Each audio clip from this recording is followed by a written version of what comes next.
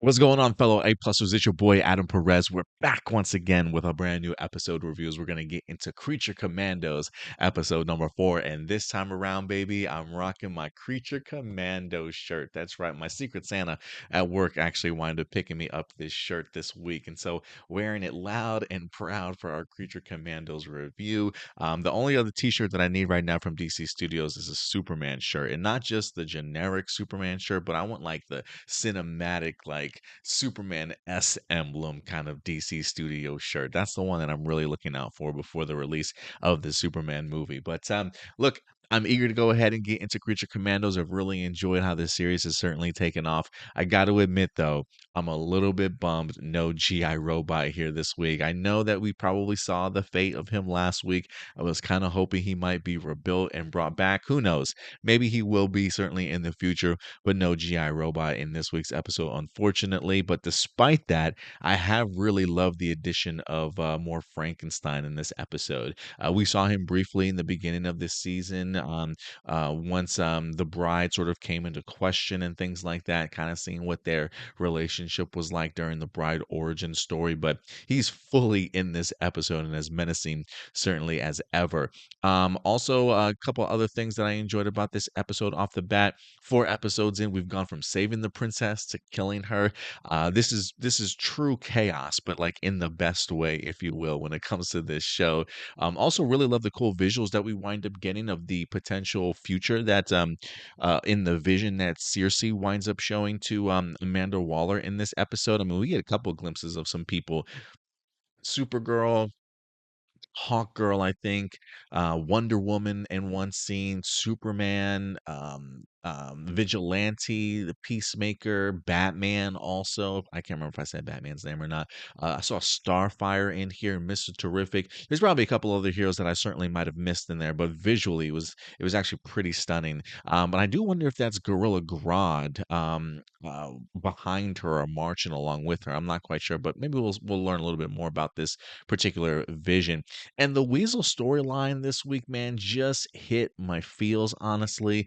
We'll certainly talk about that a little bit more in depth. But if I did have a con about this episode, it really was the ending. I was kind of enjoying sort of the, I want to say slower pace, but really following these characters around in this week's episode, seeing how the bride, along with even Nina, create a little bit more of a bond after their adventures together in the first couple of episodes. But I think for me, the episode literally just dropped off all of a sudden in the very like final scene. And I mean dropped off in the sense that it seemed like it ended a little bit abruptly for me.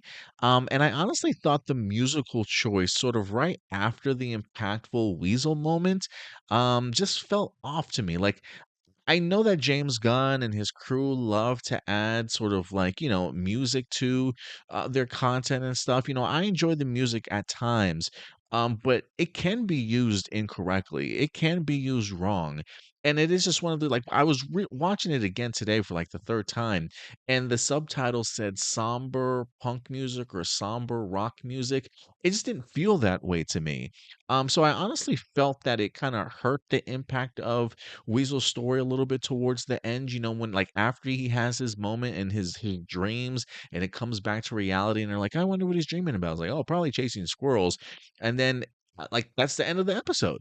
Like that's the end of the episode. Then, the music winds up kicking in and it just feels off a little bit more like up, I don't want to say uplifting, but definitely on the rock side, if you will, as they travel sort of into the sun. And it just felt really abrupt and awkward from the really emotional moment that we wind up having with Weasel. And so I do think that this is a great example of music used wrong sometimes. But for the most part, I've enjoyed how it really has been handled for the remainder of this show so far, or the first few episodes that we've had. But this is one of the few moments that I thought to myself, I didn't really like that creative choice, to be quite frank with you. But let's go ahead and dive into this episode a little bit more, man, and talk about some of the highlights that I thought was in here. First and foremost, man, Frankenstein. I love his addition in here. David Harbour is so good in this role. The idea of really being able to balance out sort of the psychopath as best as he can, if you will, right? He's got this case of like being a very hopeless romantic with a mixture of being bipolar and psycho tendencies. And it's just a really weird way that he's able to allow Frankenstein to be menacing, unhinged, sort of never knowing what you'll get, or when he's gonna end up snapping, but also moments of levity and humor, right? I mean, the idea that this man literally kills his pilots, the people that he hired, because he feels insecure or feels like he's being judged when nobody was clearly judging this man. It's like he almost talks himself up in his head to believe the things that he's saying, and starting to believe that people are maybe talking about him around him or starting to judge him, sort of mentality. So we literally go from him killing his pilots to wanting to go ahead and kill and beat up Rick Flag to having moments of breaking down and crying, referring to Rick Flag as Leonardo DiCaprio, calling him the king of the world, and like shedding his heart and his feelings and whatnot. So it is one of those things too where it's just like he's such a fascinating character to me that he really leaves me feeling sort of unsettled when he's on screen, because you never really know what you're going to get from him. And I think David Harbour just brings a great sort of balance to all of that, being able to, and great writing too. So the idea of David Harbour working so well with what's on the script to be able to have those great moments of levity that make you like laugh at him and think to yourself, I really like this guy. So all of a sudden realize like, yeah, I can remember why this dude is a fucking monster in the first place, right?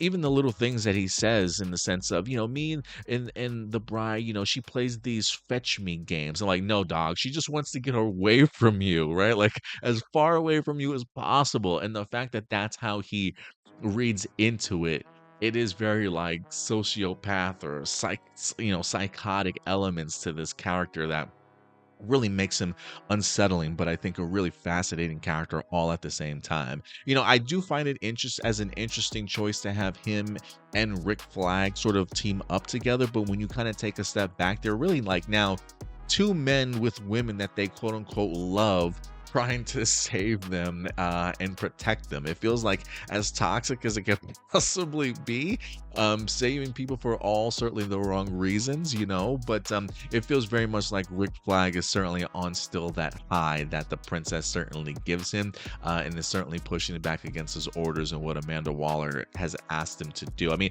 don't get me wrong. I mean, the fact that we literally go from wanting to save the princess to now killing her, I can understand the what the F sort of moment that Rick Flag is experiencing right now, but the fact that he's willing to kind of team up with somebody like Frankenstein in order to do what he believes is right, it's just like, yeah, both of these guys are doing things for all the wrong reasons, and Frankenstein certainly in a toxic way. But I do love the addition of Frankenstein in here, and even just seeing him snap the pilot's neck with like a flick of his thumb. I mean, just absolutely brutal, to be quite frank with you. But an interesting dynamic and team combination here of Rick Flag and Frankenstein that I thought brought forth some really great dialogue between the two of them in this episode. We also got to talk about Weasel's story here, man. First off, props to the musical composer who sort of took us on an emotional journey with this one, to be quite frank with you. I mean, kind of starting out slow with a sense of uncertainty as things start to unfold, and then rising as the situation just becomes like sadder and sadder. You know what I mean? You really get a sense of feeling for Weasel, who just kind of felt appreciated with having fun with sort of like these innocent children. It almost feels like these are like the only people in his life that, based off of his appearance and stuff, have kind of accepted him and allowed him to kind of become a part of it. So to kind of see him in those moments of literally just having fun and feeling accepted, to then having somebody's fears of things that they don't know and don't understand to kind of come into the situation and make matters worse when they really aren't that case. I mean, look, if I saw somebody that literally looked like a werewolf playing with kids, like there's a level of understanding that I can have, but to get to the point of like, I'm gonna get the shotgun, I'm gonna go in this school and try and save these kids myself when I really don't know what the hell is kind of going on, it really just takes a very tragic turn of events, unfortunately. And really, at the end of the day, it's the old man who's truly the kind of blame here, and Weasel really doing his best to try and save save who he can until the cops sort of wind up interfering in here. And I actually thought it was a pretty sort of really visceral scene of seeing Weasel just scream out towards the end, right? Like after getting shot, the one person that he truly cared for, or at least cared for him, that he had been trying to save in here, he has to literally watch her die in front of his eyes because of the incompetency of the cops that wind up shooting him and holding him down instead of taking the action of actually saving an innocent life and somebody that's still alive and a bystander inside of this crumbling sort of building. So his visceral scream, I thought, just hit me because he was truly trying to save a life, and having to watch somebody being kind to him die in front of his eyes. Like, I do wonder if this is sort of the beginning of his sort of mental instability, or his mental stability kind of being cracked in half. And granted, I'm sure once they wind up using him for other missions and maybe doing tests on him and things like that, I'm sure he probably gets crazier and crazier from that particular moment on. But just really sad, just a really sad circumstances that he definitely found himself in. And I kind of appreciate the idea that he has somebody that's fighting for him, that's the lawyer from the group, the Freedom something, I can't remember off the top of my head, but the fact that she knows that there's something up here, that there's something wrong, that he deserves the justice, just like everybody else certainly does. And so, I hope that she picks up on the idea that he looked at one particular um, image longer than the others and had some sort of a level of stability, even if it was sort of like a brief second sort of thing. And I hope that she's able to read that moment and kind of explore a little bit. Like, for me, it would be pretty cool if there's some justice for Weasel, hashtag justice for Weasel, by the end of season 1 of Creature Commandos. But we'll see. But I do like the idea that he's got somebody looking out for him. But yeah, really impactful and heartfelt story this week. And then lastly, we got Circe in here, discovering that she's a clairvoyant.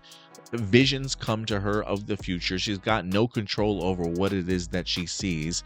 I even enjoyed the introduction of the doctor that winds up studying Themyscira in here and kind of gives Wallace some additional insight, in the sense that when it comes to Circe's clairvoyant visions, 9 times out of 10 you can definitely trust them, because she's had moments before where the things that she's seen has certainly gone in that direction. I think referring to a tsunami that might have happened sort of in the past, if you will. And really the idea of Waller making that decision of now killing the princess is really what kind of puts a hindrance to Rick Flag and Amanda Waller. Like, Amanda Waller's like, give me somebody who's less whiny and less bitchy. Like, let's just get somebody who's really bitchy. And now it looks as though the bride is certainly being promoted. I have really enjoyed Frank Grillo in this particular role as Rick Flag, and I know that he's going to clearly make it out of this season surviving, as he goes on to do other things, Peacemaker season 2, Superman and whatnot. So I kind of know I kind of know Rick Flag's end game by the end of this, but to see him get so emotional and still high on the princess is an easy one. One of my complaints that I had, like, within the first 2 episodes was the idea of, like, immediately we're throwing sex into this, right? And I felt like the sexual aspect of it could have waited a few episodes or whatever the case may be. But now, kind of seeing how Rick Flag is reacting to things, it does make me wonder, or it makes me kind of view episodes 1 and 2 and the heavy flirtation and sex that they wind up having a little bit differently, right? Almost in the sense that she kind of now, like, she used sex sort of as a weapon in order to kind of trap him in emotionally. And like, if that is, in fact, if Circe's vision is correct, if the princess really does have plans on going on to destroy the world and destroy superheroes and has sort of evil intent, the idea of using sex early on in order to sort of have Rick Flag become a very early ally, so that knowing when things do go south, he's got somebody on her side. And hell, maybe he got the Creature Commandos on her side if they certainly follow suit with what Rick Flag certainly wants to. So it feels very much like using sex as a weapon, because now Flag is very uncertain in regards to needing and wanting to kind of kill her. So I do love the line from Waller in here. Bumping uglies doesn't mean you know someone. I thought that certainly made me chuckle for sure. But it does make me view the concept of them having sex very much early on, because now it fits the role of, okay, I can see that actually playing into the story a little bit, that if this is the princess's true intentions, she's clearly trying to make Rick Flag an ally by telling him he loves him and having sex with him and things like that, to really emotionally sort of and sexually trap him in that allyship with her. So it is kind of making sense a little bit more to me as we go along in this storyline. So we'll see what happens though. We'll see who the princess really turns out to be. But overall, solid episode, enjoyable stuff when it comes to Frankenstein and Weasel. But look, these are simply my A+ opinions. I always want to know yours. Let me know your thoughts in the comment section box below. And until next time, guys, do me a big favor. As always, take care of yourselves, take care of each other, and keep it A+. I'll talk to you guys later. Bye.